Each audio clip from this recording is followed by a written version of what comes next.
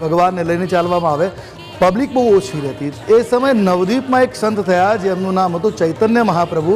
એમને પોતાના ભક્તવૃંદોની ટુકડીઓ બનાવી. કોઈ પખવાજ સાથે ધૂન કરતા આગળ રહે, કોઈ મૃદંગ સાથે, તો કોઈ મંજીરા સાથે, અલગ અલગ વાદ્યો સાથે. અને એમ કરતાં કરતાં અલગ રંગ જામવા લાગ્યો, ભક્તિના સાથે ભક્તિના કીર્તનો થવા લાગ્યા અને રથયાત્રા લાંબી થવા લાગી. આના પછી વર્ષો પછી કહેવાય છે કર્ણાવતીની અંદર જે ભારતની બીજા નંબરની રથયાત્રા આપણે અમદાવાદની છે એ થઈ. અને તેની સાથે બિલકુલ મહારાજ, એક સેકન્ડ આપને ખાલી અટકાવવા માંગીશ. આ તમે દ્રશ્યોને જુઓ. આપણા નેતા છે રમણ વોરા, એ અત્યારે ભક્તિના ભાવે ઝૂમી રહ્યા છે, ડાન્સ કરી રહ્યા છે, નૃત્ય કરી રહ્યા છે, કારણ કે ભગવાનનો આ પાવન અવસર છે અને આ સ્થિતિમાં તેઓ ઝૂમી રહ્યા છે.